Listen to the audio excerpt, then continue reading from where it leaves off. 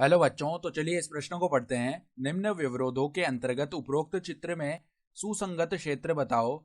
L1 छोटा है या बराबर है 0 से, L2 बड़ा है या बराबर है 0 के, L3 बराबर 0, X बड़ा हो या बराबर हो 0 के, Y बड़ा हो या बराबर हो 0 के। विकल्प ए क्षेत्र DHF, विकल्प बी क्षेत्र AHC, विकल्प सी क्षेत्र EDHG और विकल्प डी रेखाखंड GE। तो यहाँ पर देखो, हमें सुसंगत क्षेत्र बताना है, क्या होगा। तो प्रश्न में आगे बढ़ने से पहले इस प्रश्न से संबंधित जो मुख्य उदाहरण है उसकी हम चर्चा कर लेते हैं। तो देखो, मुख्य उदाहरण देखो क्या हो जाएगी। दी गई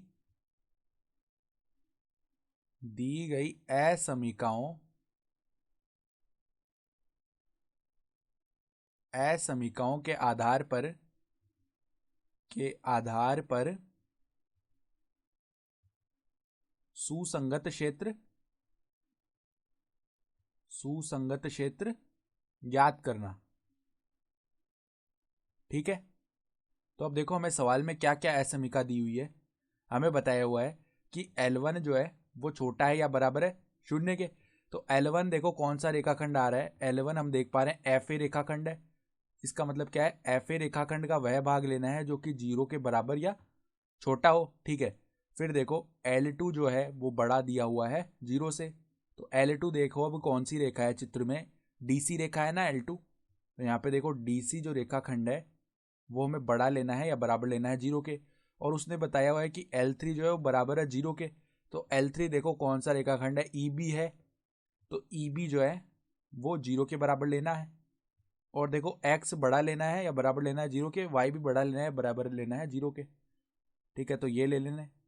तो इसका अर्थ तो क्या हो गया, X 0 से बड़ा हो या बराबर हो, Y 0 से बड़ा हो या बराबर हो। अर्थात जो हमें चित्र का भाग लेना है वो हमें केवल प्रथम चतुर्थांश में लेना है। ठीक है।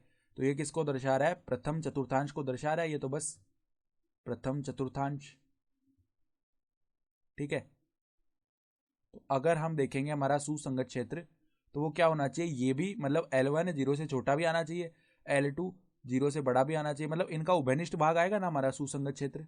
तो अब देखो, हम सुसंगत क्षेत्र बताते हैं। तो पहले तो देखो, L1 का वो भाग लेना है जो कि 0 से छोटा हो। तो L1 FA है। तो देखो, इससे कम कम वाला क्षेत्र ले लेते हैं हम प्रथम चतुर्थांश में, यानी L1 के नीचे नीचे का पूरा क्षेत्र आ जाएगा इसके अंदर। तो ठीक है, यानी कि ये क्षेत्र आ गया जिसको हमने काले रंग से छायांकित किया है। ठीक है, ये पूरा क्षेत्र आ जाएगा जो कि FA के नीचे चल रहा है। ठीक है। फिर देखो, L2 बड़ा लेना है 0 से। तो L2 का मतलब क्या है, DC जो है वो 0 से बड़ा, यानी DC के ऊपर वाला क्षेत्र। तो वो देखो हम ले लेते हैं।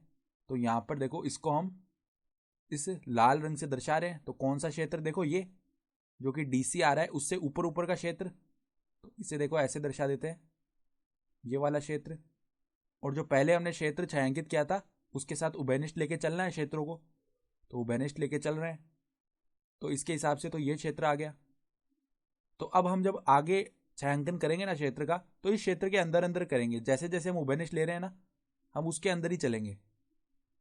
तो ये लाल रंग से छायांकित भाग आ गया जो कि क्या है, DC के ऊपर वाला भाग और पहले वाले क्षेत्र से उभयनिष्ठ है। ठीक है। फिर देखो, L3 बराबर 0। तो L3 तो कौन सा रेखाखंड है, L3 हमारा रेखाखंड EB है। तो अगर ये 0 हो गया ना, इसका मतलब क्या हो गया, इस हमने जो लाल रंग से छायांकित किया है इस क्षेत्र के अंदर L3 0 कहां पे हो रहा है, केवल EG पर हो रहा है 0। ठीक है। तो यहां पर देखो, अब जो क्षेत्र हमारा सिमट करके रह गया, केवल EG तक सिमट करके रह गया, इसको हमने क्या किया है, पीले रंग से छायांकित किया है। तो EG को हमने पीले रंग से इस प्रकार से छायांकित कर दिया। ये हमारा क्या आ जाएगा, क्षेत्र आ जाएगा उभयनिष्ठ। ठीक है। और देखो, प्रथम चतुर्थांश में तो है ही।